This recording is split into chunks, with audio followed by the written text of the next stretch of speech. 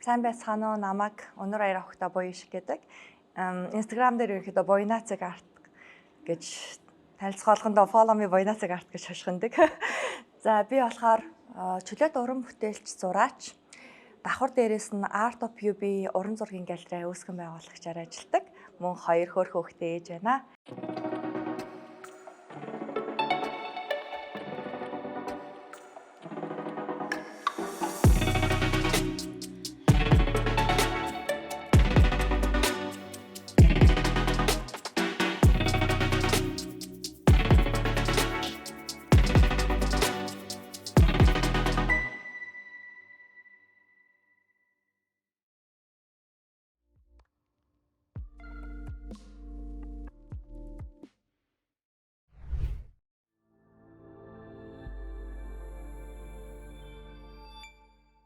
Би хүүхэд байхдаа тоглоомоор тоглодгоо зураг зурдаг хүүхэд байсан. Тэгээ нэг өдөр аав надаас яг сургуульд орохын өмнөхөн миний охин хөгжим тоглодог хүн болмоор байна уу? Зураг зурдаг хүн болмоор байна уу гэж асуухт нь бүр минут эргэлзэлгүйгээр Монгийн уран зургийн сонготой ангид би цэцэрлэгээс нь ахуулаад 10 жилээ төгсөн төгслөө уран зургаар сурсан. Тэгээ уран зураг бол угаасаа л миний амьдралын баг нэг юм алдартай миний дуртай арт хэлсэн байдгийн хүмүүс над дээр ирээд би зураач олмоор байна гэж хэлдэг. Энэний хариулт нь би юу ч хэлдэг гэхээр болмоор байна гэж болдог зүйл бишээ. Зураач байх нь өөрөө амьсгалахгүй байгаатай адилхан. Хэрэг чи зураач биш юм бол уран бүтээл хийхгүй л байвал чи амьсгалахгүй байгаа юм шиг бачимтаад энэ дээр ингээд сонголт гэж байдаггүй.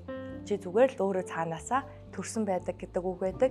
Тэрэн шиг яг би 10 жилээ төгсөн төгслөө яг энэ зургийн мэрэгчлэрээ зураач болно гэж бодож явж исэн ч одоо гинттэй амьдралын шаардлагаар би ингээд 17 настайгаас 5 ажиллана гэж хийдэг байсан. Гэхдээ азар дандаа юм багш ч юм уу, сургагч ч юм уу, тэгээ брэнд хаус үүсгэн байгуулагч ч юм уу. Тэгээ жоохон ингээд буцаж өөрийгөө отлоо жоохон тойрсон гэж боддог. Тэгээд дунд нь бас том байгууллага 7 улсын хөрөнгө оруулалтын захирал болон маркетингийн захирал болон хөрөнгө оруулалтын захирлаар за давхар дээрс нь яг энэ Art of UB-гээс гадна зөндөө олон бизнесүүд бас хийж исэн. Тэгээ энэ мишлэн ингэж явсаар байгаа 16 онд өөрийгөө нээж олсон юм болов гэж боддог. Одоо бол би яг өхөө хөлтлээ өөрийгөө олсон, дуртай юмаа олсон, мөрөөдлөө олсон, зорилгоо олсон. Одоо тууштай байх үлдсэн л гэж бодож байна. Одоо Art of UB галерейг үүсгэн байгуулахад ерөнхийдөө алхмаар буюу step by step гэж ярьдаг шиг би хамгийн анх Дэрмэгээ зураачийн Viva City-д 200 сая төгрөгийн түрээстэй урлагаас эхэлж исэн. За энэ урлагаа мөрөөдөж ягаад дараа нь орлогоо цуглуулж ягаад Viva City-д өөрийн гэсэн урлагтай болж исэн юм аа. Тэгээд тэр урлагаа бас хөөрхөн олсноо ингээд цуглуулад идэвхжүүлээд өөрийнхөө зургаас гадна бусад зураач нарын зургийг зарж эхэлдэг болсон байсан. Ингээ хотын төвийн яг одоо Blue Sky уртал Chojin Temple гэдэг нэг гоё барилга байдаг шүү дээ. Тэрний 2 давхарт хотын төв рүү нүүж ирээл Fine Art Consulting Firm гэж зүгээр Fine Art Studio гэж нэрлэж чадахгүй. Гэхдээ яг хоо тэр үеэс л ингээд өөрийнхөө болон бусад зураачны зургийг олон улстай болон Монголда зарж эхэлж исэн анхны үе маань юм да. За ингээд төд удалгүй жилийн дараа гэхэд яг тэрнийхээ 2 давхарт бүтэн галерей болон студиотой болоод за яг 3 жил хагасын өмнө бараг 4 жилийн өмнө энэ Соём Таврыг ашиглалтанд ороод их гоё ингээд гэрээс хотын төв рүү орж ирэхэд юм өндөр цагааных гоё барилга, ордон шиг барилга харагдаад гэсэн байхгүй. Энэ шиг нүүж орох юмсан гэж бодсоор хагаад нэг мэдээ нэг давхарт Art of UB галерейг байгуулж орж исэн. Art of UB галерей болохоор сэтгэлээ сэргээж тархиа амрах газар. Энд сар болгон Монголын болон олон улсын шилдэг зураач нарын үзэсгэлэн гардаг. Үзэсгэлэн үзэнгээ, хоол идэж, зураг зурж, урлагийн ертөнцид амарч сэтгэлээ сэргээж тархиа амрах боломжтой. Art of UB галерейн хувьд зураач болон үзэгчдийг маш ихээр амархан замаар одоо байгаа соёлоор нь дамжуулан ойртуулсан газар л гэж би хэлмээр байна. Яагаад вэ гэвэл ихэнх үзэгчид галерей музей орохдоо их тэнхэлцдэг би мэддэг байлоо, би уншиж чаддаг ч байлоо. Art of UB галерейн хувьд болохоор кофегоор дамжуулан, гоё ивентүүдээр дамжуулан орой ингээ ууц сухтан хүртэлтэй хамгийн шилдэг зураг биш бүтээлүүд үлгөгдсөн үзлэн дэглэгдсэн байж байдаг. Тэгэхээр Art of UB-гийн одоо хувь нэмэр нь болохоор одоо энэ алдагдсан сонгодог урлагийг одоо байгаа хамгийн амархан төс замаар үзэгчтэй уран бүтээлчдийн бүтээлүүдийг маш ихээр уулзуулж байгаа гэх юм уу. Тийм. Наад зах нь өдөр болгон кофе авах гэж манаас хоймод байдаг офисынхан өдөр болго үзлэн үзэх жишээний тийм. Давхар дээрээс нь би муухайнтай ярилцсанаас уран зурагтай ярилцвал дотоод бясалгал буюу өөрийгөө ухаж нээхэд аюу гой түлхэц болдог гэж боддог. Нэг зургийг нэг хараад зогсохгүй өдөр болгон эсвэл зүгээр л юм сэтгэл зүйн өөрчлөлттэй байдлаас ухаж бодож ярилцахад зураг болгон өөр намайг ингэж өөртөө минь нүрт тулуулдаг гэх юм уу. Тэгээ энэ орон зайг би especially ер нь ээж нартай зориулж бүтээсэн. Тэгэхээр Art of PB гэлрээд ганцаараа чамаагүй ирээд зураг зураад үзэсгэлэн үзээд вайн шим суугаад гэртээ харах орон зайг бол хамгийн түрүүнд бодсон. Одоо жишээл хагас буцаа өдөр би мөрөөддөг байхгүй юу? Завгүй аав ээж нар айгүй харагдаад идэг. Art of PB гэлрээ дээр хүүхдүүдэд авчираад гэр бүлэрээ гой бүгд зураг зураад хүүхдүүдтэйгээ тэр 7 хоногийн болсон үйл явдлыг ярилцаад тэгээ манайхаас ийшээ лам галерей ойрхон, үндэсний галерей ойрхон, ингээд зан азаргаан галерей ойрхон. За ингээд галерейн туур хийж бас болно те. Тэгээд өөр хүүхдүүдтэй юм гоё урлагийг мэдрүүлэх байхгүй. Түүнээс энэ дээр ойлгож мэдээд идэх зүйл ерөөсөө байхгүй. Тэгэхээр ингээл галерейнуудаар хагас буцаа өдөр тоглодог. Хамгийн сүүлд нь энд орж ирээ гэр бүлээрээ гоё ланч иддэг те. Тэгээд тэрийгээ өөртөө ойлгосон юмнуудаа ингэж хоорондоо ярилцаа зургаараа илэрхийлээд тийм гоё нэг юм чанартай гэр бүлийн цаг үсгийг хагас буцаа өдөр болгон зорж гин. За 3 дахь өдөр болгон октоороо энд суугаад гоё зураг зураад гоё вайн уугаад за залуучууд чамаагүй те. Гэхдээ 3 дахь өдөр бид нар ингээд зураг зурхыг бол 100% машиггүйгээр хийдэж штэ. 50% canvas free гэдэг манайх.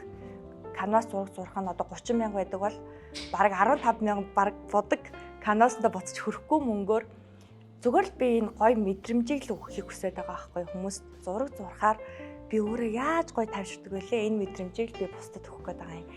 Тэгээд сар болгон гаргаж байгаа үзэсгэлэн дээрээ би зүгээр зураг зурдаг хүмүүсүүдийн биш салбартаа хөсөө, шүүсээ, тэ нулимсаа туслуулчихсан аль болох тийм чанартай гоё артистуудын бүтээлүүдийг навчраад зураг биш бүтээлүүдээр үзлэндээ хэлхийг бас маш хичээдэг.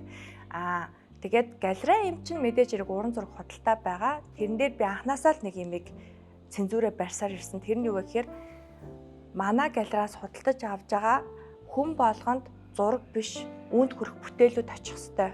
Жил очих тусам үн нь өсдөг, хүүхдүүдтэй том хөрөнгө оруулалт байх.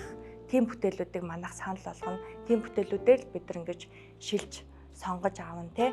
Хоёрт нь зураач нараа бас бид нар нөгөө нэрт гаргана. Бас олон улсад тэг гурван тал тийм ашигтай байдлаар ажиллахыг л ерөнхийдөө зорддог. Яагад гэвэл бизнес аль талдаа win-win байх ёстой л гэж боддог. За энэ манай галерей нөгөө хөөрхөн залуучууд маань, бүсгүүчүүд маань, эрчүүд маань орж ирээд өөрийгөө юм зураачаар мэдрээд эндээс юм палетр аваад ганцаараа явж байвал толинд ойлгоод юм селфи стори хийх юм булан бэлдсэн байгаа. За ерөнхийдөө манай зааланд хідүүлээч зураг зурж болдог. Гэхдээ ерөнхийдөө хосууд маань юм хот болзооны хэсэг бол ялчгүй Art of PB дүүссэн.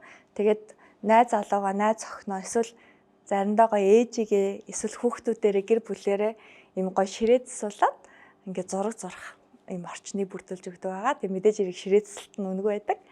Уцтаал хэлчихэд бид нар яг гоё хүний тоогоор ширээ засаад өгчдөг байгаа. За сар болгон манайх юм уран зургийн үзэсгэлэн гаргадаг. Гэхдээ энэ 11 сард болохоор бид нар үзэсгэлэн дэглээгүй. Бид нар Art of PB галерейн агуулга чөлөөлөх худалдаа зарласан байгаа. Тэгээд ерөнхийдөө миний цуглуулах юм болон Монголын шилдэг зураач нарын уран бүтээлүүдийг 50-60% хөнгөлөлтөд авах юм агуулга чөлөөлөх худалдаа зарласан гэдэг шилдэг зураач нарынхаа бүтээлүүдийг тавьсан юм төвөр үзэсгэлэн гаргасан байна. Жишээ нь одоо манай кофе наяг гэхэд отгон жаргал гэх керамикч уран бүтээлчийн яг манай галерей зориулж хийж өгсөн юм уран бүтээлийн аяган дотроос бид нар кофе гаргадаг. Тэгээд кофе их маань ч гэсэн урлаг байдаг. Тэгээ манай ийм гоё шилдэг бариста нарын хийсэн кофег отгон жаргал уран бүтээлчийн хийсэн юм керамик ийм арт бүтээл дотор уух боломжтой. Ингээл деталь болгондоо урлагийг шингээж сэтгэлийг чинь сэргээж тархийг чинь амрах зорилготойгоор энэ газар оршин тогтнодог шүү. Сая одоо Zano 6-аас хойш дэлхийн топ 3 дуулах худалдаа гэж байгаа. Sotheby Phillips, Christian гэх тэ. За энэ дээр би нэг 20-30 жилийн дараа Монголоосоо зураач оруулах юмсан гэж би мөрөөдөж ажилласан байхгүй юу. Тэгсэн юу тохиолдсон гэсэн чинь миний 2 бүтээл одоо дэлхийн топ 3 дуулах худалдаа дээр зарагдчихсан.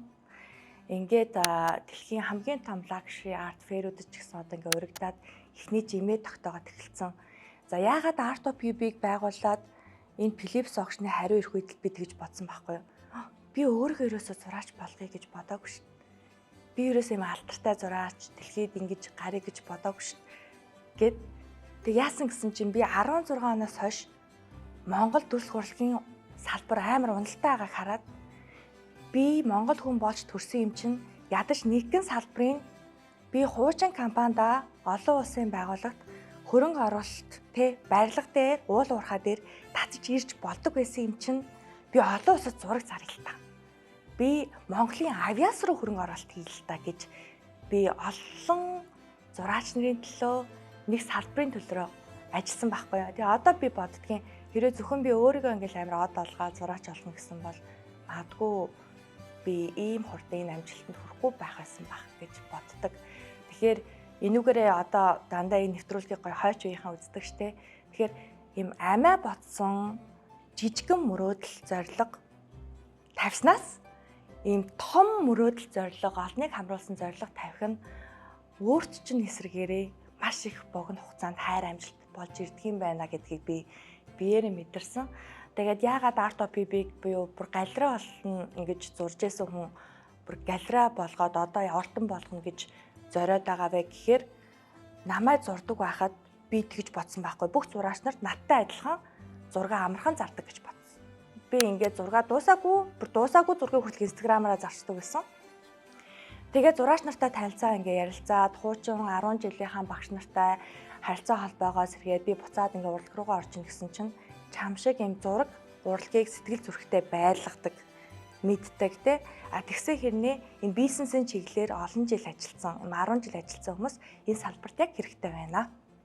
Чи менежмент хий, чи галерей байгуул гэд тийм гоё зөвлөгөө, урам гэх юм уу, тийм зүйлсийг би багш нараасаа дахиж аваад тэгэл ерөнхийдөө энэ замаар алхмаар явсан чинь нэг мэдсэн чинь энд ирсэн. Тэгээ утгагүй дараагийн төвшөнд очих байх гэж гортод ажиллаад зүтгэж байгаа. Бизнесийн салбараас гинт зураг зураад, зураач болоод, тэгээ галерист болоод энэ салбарт орж ирээд жоохон хэцүү санагдсан зүйл нь болохоор намайг яг энэ салбарын хүлээн зөвшөөрөхтэй аягүй хэцүү байсан. Одоо Монгонд буюу 10 жилийн уран зураг сурдаг байх үед багшилдаг байсан багш нарын дэмжлэгтэйгээр өдөд бас хүлээн зөвшөөрөгдсөн гэж боддог. Надад хамгийн сэтгэлийн хүчийг чи чадна гэж өгдөг байсан. Тэгтэл би өөрөө нөө фристайл буюу чөлөөт уран бүтээлч болохоор Монголын шилдэг зураач нараа дэлхийд гаргана гэж бодож байснаас яг өөрөө зураач болоод одоо энэ олон улсын том Америк руу ихэд бүх том фэр дурагдаад дэлхийн дуудлага худалдаануудад зураг зараад зураачаар ингэж амьдрна гэж ер нь бол сэтгэл буугаагүй төсөөлөөгүй байсан. Тэгээ хамгийн анх удаа Монгол зураач нарын бүтээлийг дэлхийд дуудах шанс буюу Philips огшноос урилга ирэхэд нь анх удаа намайг бүгдээрээ яг тэр хүмүүс буйна гэж мэддэг гэсэн байхгүй. Тэгээ буян хишиг өнөр баяр гээд өөрийнхөө бүтээлийг анх удаа мэйлдээ хавсгаж үзсэн. Тэгсэн чинь миний бүтээл шалгарсан байсан. Тэгээ яг дуудлах дээр. Тэгээ энэ үед л би ингээд бусдын төлөө явхад би бас давхар шагнадаж болох юм байна гэд. Тэгээ энэ нь бол ерөнхийдөө миний үед ялт биш, яг л Монголын төрөлхтөн урлагт юм ялалт зөвшөөрөл олон улсаас ирж байгаа юм шиг маш их тэгж баярлж байсан. Тэгээд одоо бол ерөнхийдөө намайг төрөлхтөн урлагт байгаа бүх хүмүүсийн ихэнх нь бас мэдээ дэмжиж байгаа. Тэгээд тийм учраас бас хүлээн зөвшөөрөгдөж эхэлж байгаа. Тийм учраас өдөр ирэх тусам гоё урам мар тэтгэж бүр их гоё ажлыг хиймээр санагдаж байгаа. Би говьтой 2016 онд яг тэр үзлэн гаргаад Бүүвэ гэдэг нэртэй үзлэн гаргаад тэгээ тухайн үед яг л тэр нөгөө тэр шайлыг авсан айгуу сони хүн болгон жирэмсэн болж ирсэн. Тэгэхээр юм уран бүтээлт би айгуу тийм энерги шингээд юм шиг байлээ. Бүр миний таньдаг 6, 9, 10 хэдэн жил хүүхдэггүй болсон эмэгтэйчүүд хүртэл жирэмсэн болж ирсэн байхгүй тий. Үргийн заяа, бүвээ эдэр гээд нэг тиймэрхүү төрлийг жирэмсэн байхдаа зурсан зургуудаараа говь кашмиртай хамтраа тийм шайл гаргаж ирсэн. Тэгэхээр яг намайг тодорхойлох айгуу хэцүү. Яагаад гэвэл миний 20, 30 та буйна айгуу өөр. 30, 40-тэй ч ондоо 40, 50-тай бүр ондоо байна бах тий. 50, 60-таа бол бүр нилээн гоё ухаалаг болсон байна гэж бодож байна те. Тийм учраас яг намайг тодорхойлох бүтээл одоогор би гараагүй. Магадгүй миний эд одоо оргил үе буюу 50 наснаас хойш намайг тодорхойлох бүтээл маань гарах байх гэж найдаж байна. Ээж болохоос өмнөх 10 жил чинь би зогсолтгүй баахан өөр ажил хийж исэн юм чинь 5 ажил. Тэгээд ээж болоод зурж эхэлсэн. Ягаад гэвэл би ерөөсөн 17 наснаас хойш өдөр болгон 4 цаг унтдаг байсан юм билээ. Тэгээд сүүлийн 2 хүүхд гаргаад дахиад нэмж бизнесүүдэд авч явахын тулд би бүр ингээд дахиад 4-5 цаг унтж байгаа аахгүй юу. Тэгэхээр яагаад зурдаг болсон бэ гэхээр хүн заримдаа ингээ амрах хэрэгтэй юм билээ. Бид нар ингээ нэг мэдхий тийм ажлын машин шиг амьдэрсэн. Зүгээр л юу хийх гээд яах гээд байгаа юм ч ойлгомжгүй амьдэрсэн юм шиг яг ээж болохоос өмнөх тэр хугацаа маань надад тийг санагдаг. Нэхэлэх завгүй, нэхэлэх өдөр болгон гой харагдахыг хүссэн хүн, нэхэлэх юм машин шиг ажилласан хүн тий. Гэхдээ яг дотоод өөрийгөө ойлгоогүй, юу хүсэж байгаагаа ойлгохгүй, бүр ингээ амралтгүй ажилласан. Тэгээ яг юм декрет авсан хугацаанд би яг өөртөө амраа зураг зурх хугацаанд би яг өөрийгөө нээж олсон гэж боддог. Давхар дээрээс нь ээж болох агшин бол маш гоё тийм хайр асруулсан мэдрэмжээс гадна анх удаа юм хүн байх хариуцлагыг өөрт ингэж эс болгонд одоо мэдрүүлсэн мөч юм шиг санагддаг. Тэгээ яг тэр үед л би зурж эхэлсэн учраас энэ өөрчлөлтийг мэдэхгүй. Гэхдээ одоо жил их тусам өөрийнхөө техник болон зурах аргасал, будаг, хэрэгсэл гэдгийг бүгднгийн юм олон улсын стандартын дагуу болгож явж байгаа. За ийшээ гараад одоо тэгтээ нөгөө террасаа хаацсан байна. Зундаа бид нар маш гоё юм террас хэсэгтээ ажилладаг. Одоо жоохон хураацсан байна. За энэ хэсэг болох нь миний маш хайртай хэсэг. Тэгээ миний хүндэлж авдаг төрийн сойрхол цэгмэдгой миний бас багш энэ хүний үзэсгэлэн гарцсан. Тэгээд гадны хүмүүсүүдийг хотын төв тавьчихаар оруулах газар байдгүй шүү дээ, тий. Энд болохоор яг Монголын үндэсний уламжлаа шингээсэн юм 3 угсраа гэр бас бэлдсэн байдаг. За энэ дээр болохоор орж ирэнгүүт нугталтын вайн олон шотууд тавиад гоё бар тендрүүд юм угтаж авах юм гэр байдаг. За хоёр дахь гэрт нь болохоор нөгөө тусгай зочноо дуудаад айраг шимээ айрах, толгоо, боодог, хорхог гэд дээр үеийн дандаа мөнгөн хэрэгслэр юм спешиал динер идэх боломжтой юм гэр бүтээсэн. Тэгээд хамгийн гол нь төрийн сойрхол цэгмэдгой үзэсгэлэн энд байнга байж байдаг, бас зарагдах боломжтой байдаг. Цэгмэдгой хувьд болохоор ерөнхийдөө хөрөнгө оруулалтын чиглэлээр бүтээлүүдийн авбал ирээдүйд үнд хүрэхээр тийм сайн уран бүтээлч байгаа. За 3 дахь гэр нь болохоор Монголын соёлоо танилцуулсан энд морин хуурч, уран нугараач эдрийг яг ингээ ойроос үзэж, Монголын одоо уртын дуг сонсож, Монголынхаа соёлоор юм гайхуулах гоё гэр бүтээсэн. За энд байгаа миний хамгийн нандин зүйл болохоор миний өвөөтэй суухдаа барьж ирсэн 3 чемодааны би ингээд эмээхэн 3 чемоданыг бас хоймортон залцсан байдаг. Тэгээд нэр манай Art of Pip-ийн галерейн бүх ширээ, гэрийнх болон дотор талын одоо юм ширээнүүд бүгд артистийн бүтээлүүд байдаг. Тэгэхээр бүр урлаг дээр сууж хоолно гэдэг. Ерөөсөл Art of Pip-д орж ирэл тэр чигтэл ингээл уртлагын ертөнцид бүхэнд нь ингээл жижигэн тавилга болгонд нь ингээл яг урлагийн бүтээлүүд шингэсэн байдаг. Нөгөө жинзээ гэж яриад байгаа штэ 20-тэй залуучуудыг би харахаар биднээс илүү тийм сэтгэлгээ нэм задарсан хамаагүй юм ухаантай юмыг юм олон талаас хардаг хэрнээ Меланис буюу яг бидний үеийнхэн юугаараа жоохон өөр байгаад байна гэхээр нийгмийн ялгаагаас тий бидний үед болохоор ингээд яг юм дүрм өчөө толгоогоо бүх юмыг зэрэг хөдөлгөөд тэгжиж юм ажилтаа байдаг гэх юм уу. Одоо энэ компьютерийн цаана суугаад ийм ажилтай мөнгөтэй байна гэдэг ойлголт бол бидний үед бол байгаагүй шүү дээ. Тэгээд 17 настайгаас би нөгөө ажилласан гэж хэлжсэн шүү дээ. Тэр нь ямар ажлууд байсан бэ гэхээр ингээд Lady Tөвд багшилдаг, гоёо компани од гэрэлтэй хамт нөгөө фейс нь байсан. За тэгэл тэр цалингаараа би The Love House гээд хайрын байшин гэж брэнд нээж исэн. Тэгэл давхар сурдаг байсан. Анангой компанид промо ажилтнаар гуйж 10 жилдээ орчвол тэгээ сүүлдээ оюутан эгч нарт хичээл заадаг байх жишээний ч юм уу те. Тэгээ энэ олон ажлыг нэг дор хийхэд одоо хүртэл би энэ ажлуудыг хийгээд явхад надад хэцүү юм санагддаг байхгүй яг чин сэтгэлээс нэг юм хэцүү. Яа ямар хэцүү байна гэж хэлэх ч юм уу. Бодох тохиол айгу баг гэх юм уу. Эсвэргээрээ за гарчинда ямар арга зам байна. За тэрийг чадсан юм чи одоо энийг чадна да. За болж л таараа тэрийг болгоцсон юм чинь одоо энийг болгож л таараа гэд. Тэгээ миний бодлоор юм багасаа их ажил хийх нь угаасаа хэцүү. Яг одоо тэр хэцүү байсан үед тэр 20 эдэн нас, тэ 10 эдэн нас бол надад амар хэцүүс. Ингээл ядрах 4 цаг унтах, булчин ядрах, сэтгэл ядрах хэцүү санагдах те. Одоо болохоор би тэрийг би булчингаа хөгжүүлсэн юм гэж харагдав. 17 настайгаасаа ингээд 5 6 ажлыгээ санхүүгийн хэцүү байдалд орох үедээ ороод за одоо жишээлбэл тэр Dela House гэдэг компани яаж тампуурсан гэхээр манай дүү ажилласан манай 10 жилийн ангийнхаа ажилтан. Тэгээ үнэхээр амжилттай яваад бүр захиалгаа дийлхээ байгаад тэгээ тэр үе чи өөрхөн 17 дэх болохоор шинэ мэрэгжлийн хүмүүс аваад сэлгээд өстой хувь жинхэнэ компани болгоо. Одоо би шал өөрөөр бодно шүү дээ. Өстой HR-аа бүр мэрэгжлийн болгоод цехээ шөнийн цагаар түрээсэлдэг биш 24 цагийн цех аваад яагвал тим олон үйлчлүүлэгчийг татаад чадсан юм чинь тэгсэн чи яасан гэж чинь дасанд ирсэн хүмүүстэй нөгөө хүй миний захиалга хаана ингээл намайг загнангууд тэндээс нь сандарч айгаал манай ангийнхан бүгд одоо нөгөө шалгаж шүлгэлтээ 10 жилээ төгсөж гин гэж гараал те маадуу бас солонгос руу сурахаар явгот айсандаа хаацж байгаа жишээ нэг ч юм уу те. Тэгээ энэ үед чинь бас одоо бодвол хэцүүлсэн байлгүй сэтгэл санааны хувьд.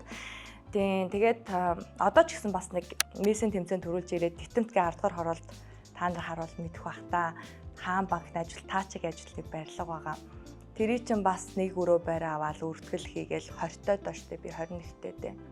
Шагналынхаа мөнгөөр 260 м2 толтон сунгаал үйлчлэгээний талбайны зөвшөөрөл авах гал 100 сая төгрөгийн зээл аваад зээл авчаал загнуулаад зөндөл юм үзчихсэн. Тэгэд одоо бодоход яг айгүй олон ажил хийжснээрээ буруутсан юм алга сэтгэлийн болон биеийн булчингаа айгүй сайн хөгжүүлжтэй л гэж боддог. Тэгэхээр одоо үзэж байгаа хүүхдүүдэд бол хэцүү гэж бодхоос илүү бурхны одоо тасгал гэж бод тий.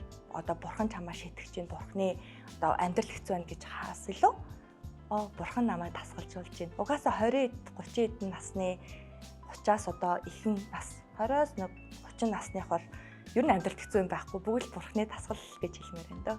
Би мөнгөний талаар бас ээж болол анх бодчихсон. Тэгээ тэр хүртэл ер нь ямар ч шуналгүй охин байсан. Зүгээр л ажиллаад байгаа мөртлөө одоо отоход би зүгээр л уран зураг зурх нь миний нэг хобби шиг бизнес бас миний нэг хобби байсан юм байна гэж хардаг.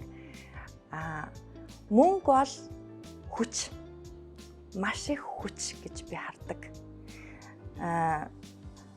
Гэхдээ би нэг юм амьдралаас ойлгоход яг ингээ мөнгийг урдаа тавьсан, мөнгө бол гол зүйл гэд амьдарч байгаа хүмүүс эцсийн мөчд хамгийн ядуу амьдардаг юм байна гэж харсан.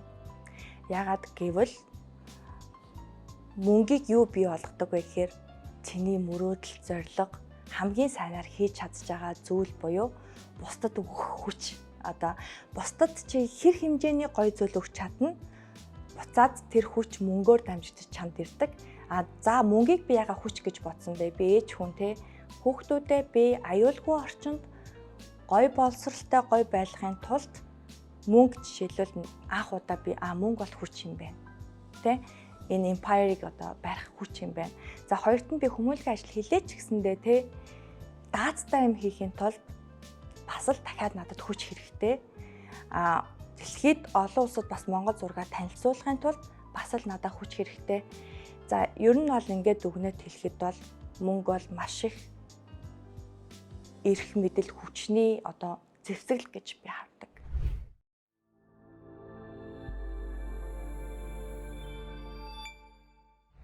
За миний хувьд орлогын их өсвөр гэх юм бол нэгдүгээр мэдээж хэрэг Art of BB Gallery буюу уран зураг борлуулалт олон улсаас байгаа.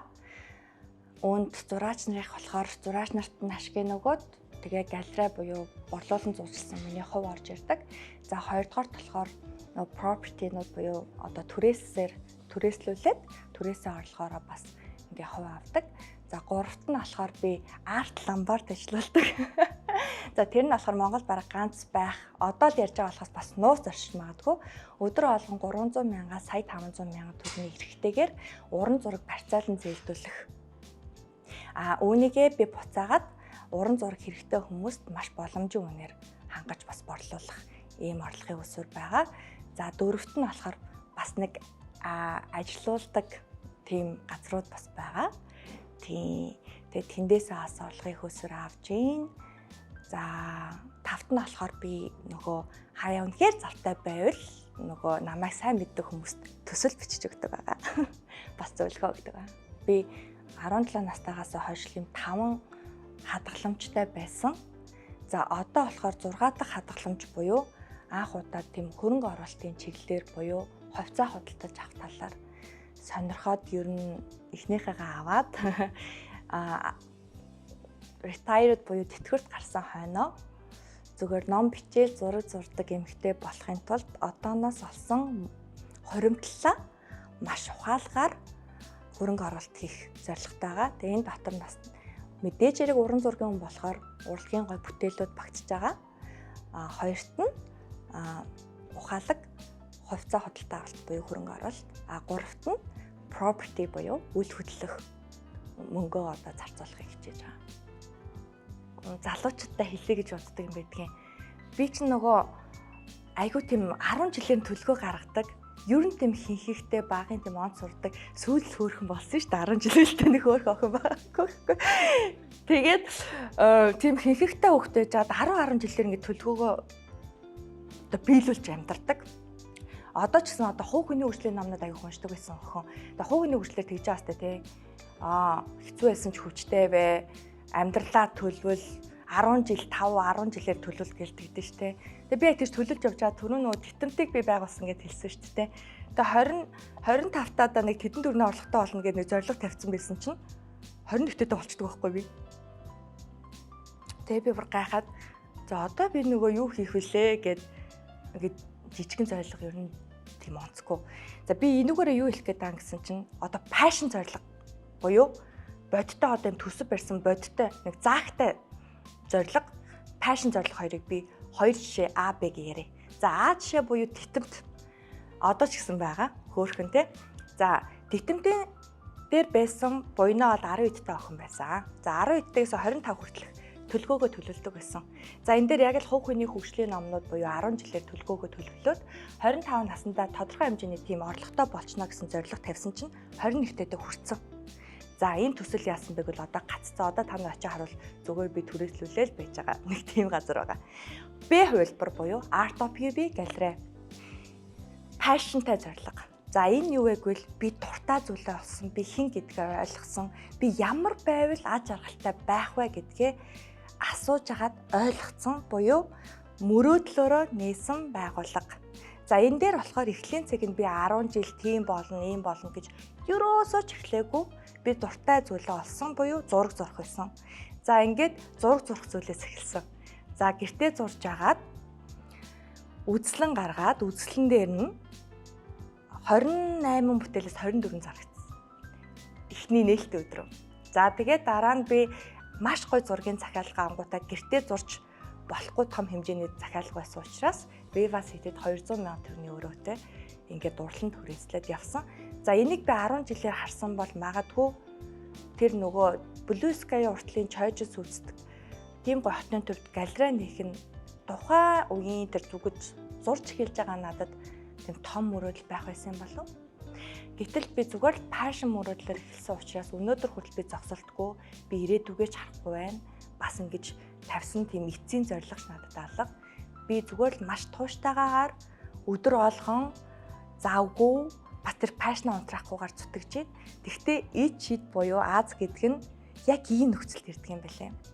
Магадгүй яг л тууштай байхад чамаа юу гэдгийг мэддэг хүн. Одоо магадгүй нэвтрүүлгийг үзээд нэг хүн за буйна чиний үзэсгэлэн чамайг юм passion байдаг юм чинь би Монголоос 2 зураас гарахт чинь тусалъя гэд гинти юм адсууд орж ирдэг.